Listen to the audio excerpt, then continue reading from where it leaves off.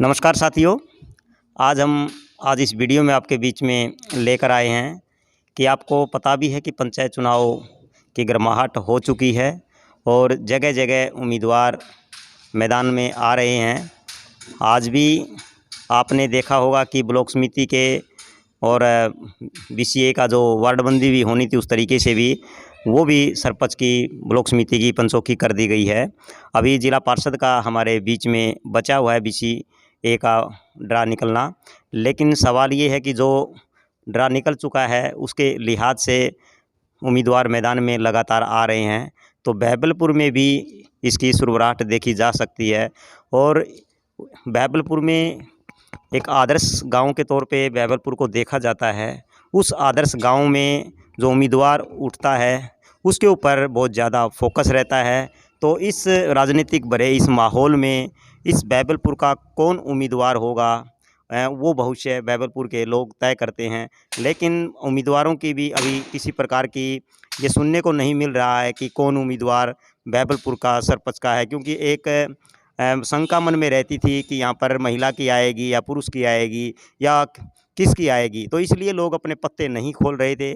सरकार ने अब उसका वो क्लियर कर दिया है, अब लोग अपने पत्ते खोलेंगे। तो बहबलपुर में लोगों की निगाहें अब इस बात पर है कि हमारे इस बहबलपुर गांव में कौन सरपंच पद का उम्मीदवार होगा। तो आज हमारे बीच में मास्टर रोहतास जी हैं। आप लोग सभी परिचित भी होंगे, ज़्यादातर मेरे जो व्यूअर हैं। और मैं आपको बताना भी चाहता हूं कि मास्टर रोहतास जी उपन्यासकार हैं, कहानीकार हैं और साथ ही जो पीडीएफ इन लोगों ने बनाई है उसके भी संरक्षक के तौर पे भी हैं। और अभी हमने जो जानकारी मिली है, हमें ये पता लगा है कि मास्टर जी इस बहबलपुर में सरपंच पद के उम्मीदवार के तौर पर चुनाव लड़ने जा रहे हैं। पीडीएफ की ओर से चुनाव को लड़ाया जा रहा है। तो मास्टर जी के दिमाग में ये कैसे आया, पीडीएफ ने कैसे इन पर विचार किया, हम आज इस वीडियो में आप लोगों के बीच में बातचीत करेंगे। और सबसे पहले मास्टर जी, हमारे यूट्यूब चैनल पर आपका स्वागत है। स्वागत है। बहुत बहुत धन्यवाद ऋषिकेश जी। मैं हमारा ये सवाल है कि लगातार जो गांव के अंदर लगभग एक धारणाएं होती हैं या कह सकते हैं कल्चर भी बनी हुई है कि उम्मीदवार गांव के समाज के लोग बनाते हैं, जात के थोड़ाबंदी के हिसाब से। लेकिन आप पहला ऐसे व्यक्ति हो कि पीडीएफ जो आप लोगों की एक संस्था जो काम कर रही है उसके तहत एक उम्मीदवार घोषित आपको किया है। तो आपको चुनाव लड़ने की ऐसी क्या जरूरत पड़ गई और पीडीएफ ने आपके ऊपर ही क्यों विचार किया? ऋषिकेश जी, चुनाव लड़ने की अगर मेरी पहले कोई इच्छा रहती तो मैं इससे पहले मेरे पास बहुत मौके थे।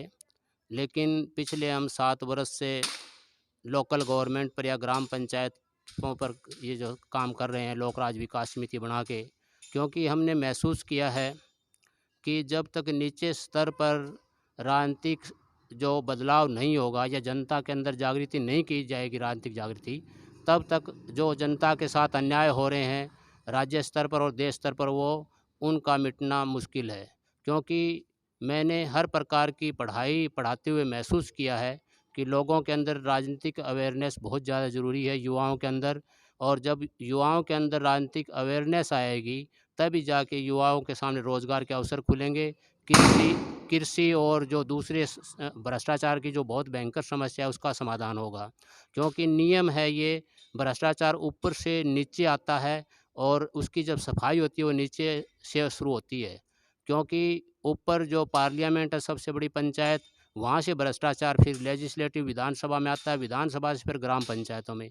और सफाई जब शुरू होनी होती है तो कोई ग्राम पंचायत अगर ये तय कर ले तो उसकी गूंज अंतर्राष्ट्रीय स्तर पर जाती है, सिर्फ राज्य और देश में नहीं।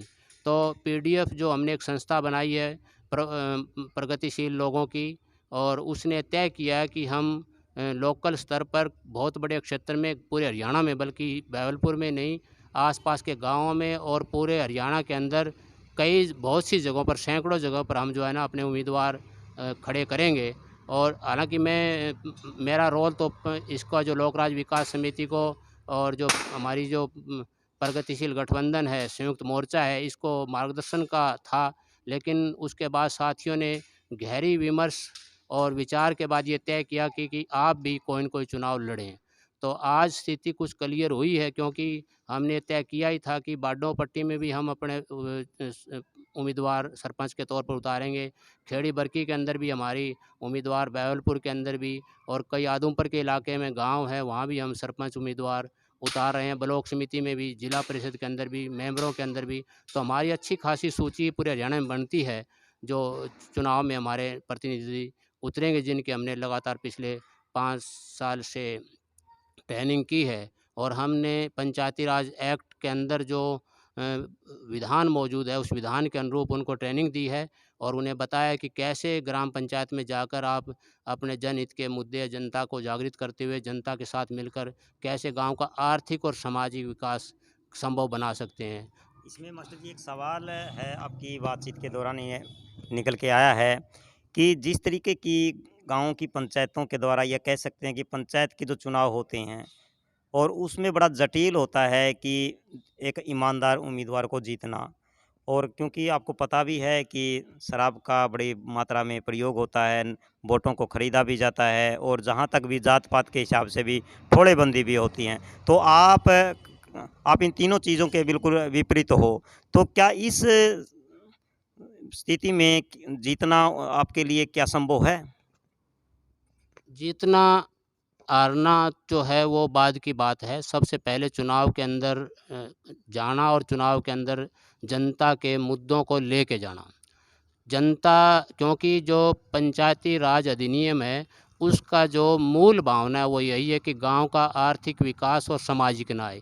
अभी तक जो पंचायतें जितने भी हमारे जैसे 6000 से ऊपर पंचायतें हरियाणा में बनती है, तो सभी वही काम करती है जो वीडियो या प्रशासन काम देता है। सरपंचों की एक परिभाषा बनी हुई है हमारे हरियाणा में कि वो वीडियो के कमाऊ पूत है।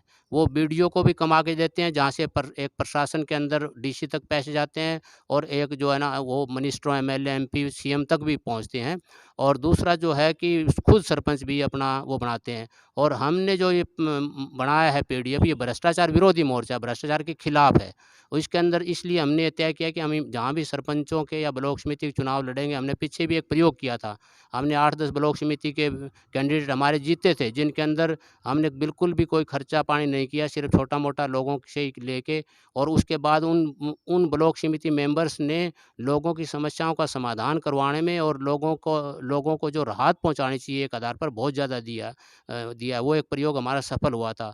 और इस बार हम पहली बार जो है नी सरपंची में हस्तक्षेप कर रहे हैं, क्योंकि सरपंची एक ऐसा पद है जो ग्राम सभा के साथ मिलकर ग्राम पंचायत जो आर्थिक विकास के लिए जो कानून या जो भी निर्णय लेगी, वो निर्णय मानने पड़ेंगे। तो हमारी जो है इस पर प्रतिरोध की राजनीति है, इसलिए हम बिल्कुल भी ईमानदारी से काम करने के लिए जो कटिबद्ध है, और इसमें हम बिल्कुल भी कोई भी मतलब जो है समझौता नहीं रहेगा हमारा। चुनाव हारना जीतना वो जो है लोगों की मतलब जो है ना समझ पे निर्भर करता है। ये हम मानते हैं कि गाँव के अंदर जाति या गोत्र के हिसाब से चुनाव लड़े जाते हैं। हम पहली बार इस परंपरा को चाहते हैं कि ये परंपरा बदले, और हम युवाओं से ये ज़्यादा अपील करेंगे और युवाओं से ज़्यादा उम्मीद करते हैं, क्योंकि अगर गाँव के में मुझे मौका मिलेगा, तो मैं युवाओं को जो है युवाओं के लिए एक रास्ता बनाऊँगा। नंबर दूसरा, मैं ये भी नहीं चाहता कि पूरा 5 साल गाँव मुझे मौका दे। मुझे अगर 2 साल भी गाँव मौका देगा, तो मैं 2 साल के लिए भी सहमत हूँ। 2 साल में ही मैं एक रास्ता बना दूँगा कि भई ऐसे भी ग्राम पंचायतें काम कर सकती है, और उसके अंदर ज़्यादा युवाओं की, महिलाओं की भागीदारी हो सकती है। तो इसी चीज़ को मद्देनज़र रखते हुए, क्योंकि मुझे जीवन में और भी बहुत से काम लिखने पढ़ने करने हैं, इसलिए ज़्यादा इन पदों पर रहकर मेरा काम ही डिस्टर्ब होगा। लेकिन मैं चाहता हूँ कि गाँव मुझे एक बार 2 साल के लिए मौका दे, और उसके बाद जो है तो इसके लिए मतलब पीडीएफ की मैंने बात स्वीकार की, और पीडीएफ ने मुझे सरपंच के लिए उम्मीदवार बनाया। तो आप देख रहे हैं कलर्स ऑफ पॉलिटिक्स के यूट्यूब चैनल पे। हम बहबलपुर में इस समय सावित्रीबाई फुले पुस्तकालय, जहाँ वहाँ पर हम बातचीत मास्टर जी के साथ कर रहे हैं, लगभग बच्चों के साथ और आम जनता के, जो यहाँ पर खास करके बहबलपुर के जो लोग हैं, उनके साथ एक संवाद रहता है किसी न किसी पुस्तकालय के रूप में, या किसी विषय के तौर पे भी। तो मास्टर जी, ऐसा कोई व्यक्ति नहीं है बहबलपुर में जो मास्टर जी को नहीं जानता, उसकी विचारधारा को नहीं जानता। लेकिन सवाल ये बनता है, क्या इस बार बहबलपुर में ईमानदार उम्मीदवार को जिताएँगे, या जो ढर्रा पीछे से चलता आ रहा है, क्या उसी ढर्रे पे आगे भी बहबलपुर चलता रहेगा? बने रहिए हमारे colours of politics YouTube channel पर।